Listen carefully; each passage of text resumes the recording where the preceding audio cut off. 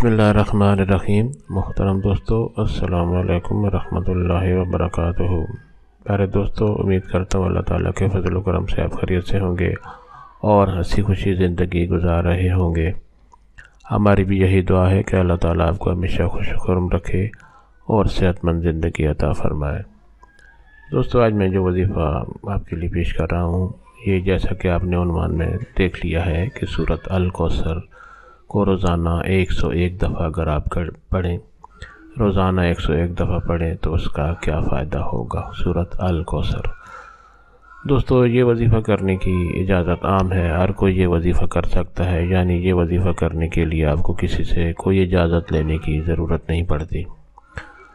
دوستو، آج کا وظیفہ اور طریقہ جاننے سے پہلے مہربانی فرما کر آپ یہ چینل سبسکرائب کر لیں تاکہ آئندہ بھی آپ کو ایسے آسان، بڑے مفید، کارآمد اور بڑے فضائل والے وظائف ملتے رہیں۔ دوستو، اگر آپ کو آج کا وظیفہ پسند آ جائے تو نیچے لائک پر ضرور کلک کریں تاکہ ہماری بھی حوصلہ افزائی ہو اور آپ کے لیے دعا گو رہیں۔ دوستو، آج کا وظیفہ اور طریقہ۔ دوستو، آج کا وظیفہ یہ ہے کہ اگر روزانہ آپ سورۃ الکوثر 101 مرتبہ پڑھیں، اول و آخر درود شریف کے ساتھ سورۃ الکوثر 101 دفعہ پڑھیں تو کون سا فائدہ حاصل ہوگا۔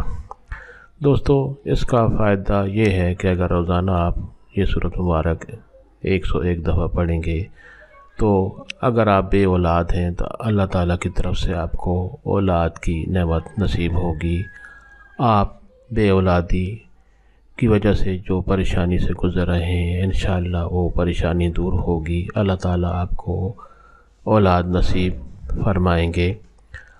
دوستو، طریقہ یہ ہے کہ صبح یا کسی بھی وقت اول و آخر 3 بار درود ابراہیمی پڑھیں اور اس کے بعد 101 مرتبہ سورۃ الکوثر، یعنی شروع میں بھی 3 مرتبہ درود ابراہیمی اور پھر سورۃ الکوثر 101 مرتبہ اور پھر 3 بار درود ابراہیمی پڑھ کر اللہ تعالیٰ سے اولاد کی نعمت کے حصول کے لیے دعا کریں۔ آپ یہ وظیفہ کریں گے تو انشاءاللہ بہت جلد اللہ تعالیٰ آپ کو اولاد کی نعمت سے نوازے گا۔ دوستو، سب آپ کی نیت سے یہ وظیفہ اور دوستوں سے بھی شیئر کریں تاکہ اور لوگوں کا بھی بھلا ہو۔ اللہ تعالیٰ آپ کی ہر دعا قبول فرمائے اور آپ کو ہمیشہ خوش و خرم رکھے اور صحت مند زندگی عطا فرمائے۔ آمین۔